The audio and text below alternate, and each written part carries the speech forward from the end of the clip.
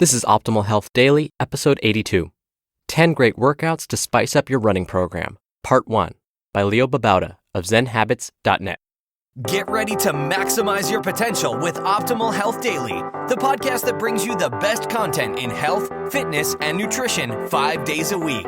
Your optimal life awaits. Now here's your host, Dr. Neil Malik. Hello and welcome back to Optimal Health Daily. I'm Dr. Neil Malik, reading you some of the most popular health and fitness blogs out there, with author permission, of course.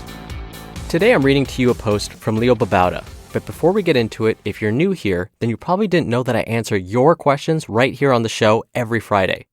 So if you have a diet, nutrition, fitness, or even a stress management related question, come by oldpodcast.com and you can send in your audio question. Or you can call in. The number is 61 I love OHD. What's great is it's like receiving personal advice from me for free. And as a reminder, anyone who sends a question in is automatically entered to win books from us in small raffles. So definitely send one in if you have any question that I can help you with. It's one of my favorite parts of this show, so keep those great questions coming. Now today is a big day here in the US. It's election day.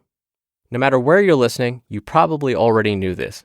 This is a global event because whatever happens today will affect whatever country you're living in most likely. So if you haven't done so already, get out there and vote. No matter what your political leanings are, you have the right to express your opinion through your voting. All right, enough of me preaching. Let's get the show going and start optimizing your life. 10 Great Workouts to Spice Up Your Running Program, Part 1, by Babauta of Zen Habits.net. Too many beginning runners have but one speed, medium.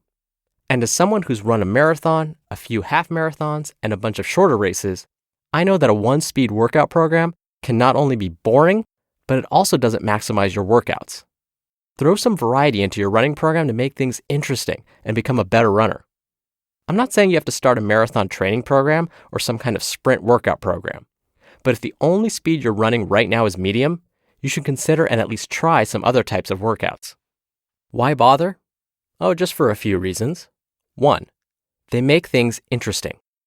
Doing the same workout day after day isn't a lot of fun. Sure, I enjoy running as much as the next guy, but changing things up is good. Too much repetition is hard on the mind. 2, it can make you faster and stronger. Throwing a little speed into your workouts can make you a better runner. If you have the same 5K time every time, it may be that you need some faster workouts. 3, it can help you run longer.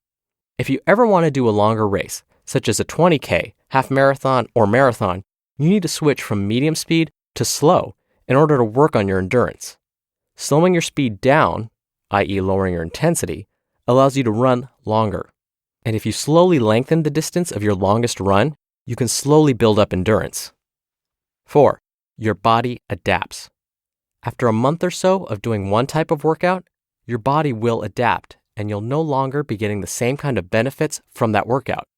You need to change things up every 3 to 4 weeks, and if you do, you'll most likely see continued improvements. I should note that if you're just starting out as a runner, I wouldn't do the harder workouts that I list below for at least a couple of months. Your body is still adjusting to running. Once it's done that, you can add a little variety. I should also note, as always, that I'm just an intermediate runner myself, and not a coach or trainer or doctor or anything. Take my advice with a grain or bucket load of salt. I'm only sharing things that have worked for me, and your mileage may vary. So, let's take a look at just a few different types of workouts you can do to add spice to your running program and improve your performance. Number 1, the long run. Basically, it's just extending how long you can run by a little. For marathons, a long run is usually considered 16 or more miles, but for people training for shorter races, shorter runs can still be considered long runs. It's been said that the long run is marathon training, because while you need to do more than your long runs to train for the marathon, the long run is what helps you build the endurance you need for the marathon. But shorter long runs can be used for any type of runner. If you're trying to do better at the 5K, run longer than 3.1 miles so that the 5K is easy endurance-wise. To add long runs to your program, Just schedule one workout a week where you try to add 10% to your longest run. Adding this extra 10% only applies to your recent training. Don't count long runs you did a few years back. So if the longest you've run recently is 3 miles, try running 3.3 miles one week and then 3.6 miles the next week, and so on. Every 4 weeks, cut back on your long run to give your body a chance to rest. It can't continue to build endurance without a break. When you do your long runs, slow down a little and try to run nice, steady runs at an easy pace. Number 2, hills. Once you've built up a little endurance, hills are a perfect way to add strength to your training. Hills are like lifting weights for runners. You're fighting gravity to lift your body weight with your legs in a running motion. To do hill workouts, you could do hill repeats, which means you run up a hill, then coast back down it, and repeat. But I recommend finding a hilly course, the road near my house is very hilly, so that your hill workout has a little variety. Run strong up the hills and coast down them. If you've never done hill workouts before, take it easy in the beginning, as with any exercise. Just run slow up the hills and slow down them until you get used to it. Number 3, the fartlek. This funny name literally means speed play in Swedish, and it's one of my favorite speed workouts. It's actually a great starter workout for those who aren't used to speed or interval training. Instead of hitting the track, take your usual course on the road or trail or wherever. Here's how it works. Warm up for 5 to 10 minutes. Then start a series of varied intervals with speed and rest periods. So, you could choose a landmark and run hard to it, and then jog to recover, and then choose another landmark and run hard to that, and so on. Fartleks can be extremely varied, so you could do shorter sprint intervals, followed by longer, hard, and steady intervals, throw in some hills, and so on. I recommend you do it to have fun. Run hard for as long as you want, then rest for a short while, then run hard again. As you do these fartlek workouts, you'll get stronger and faster, and your intervals will get harder and longer as you go on. Number 4, hear that in tomorrow's episode. You just listened to part 1 of the post titled 10 Great Workouts to Spice Up Your Running Program by Babauta of ZenHabits.net. I know I'm leaving you hanging here, but this post is about twice as long as the typical one I read to you, so I'll finish the rest of it in tomorrow's episode. Plus, if I haven't made it clear already, I wanted to give you time to get out there and vote. And lastly, once again, if you have any question related to health and fitness or your diet and nutrition, come by oldpodcast.com to submit an audio question. Or you can call 61 I Love OHD.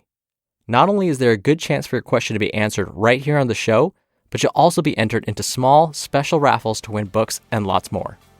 And tomorrow, I'll wrap up today's post, so I'll see you there where your optimal life awaits. Hello, Life Optimizer. This is Justin Malik, creator and producer of this show and Optimal Living Daily, the brother podcast of this one. Literally, I'm Dr. Neil's brother.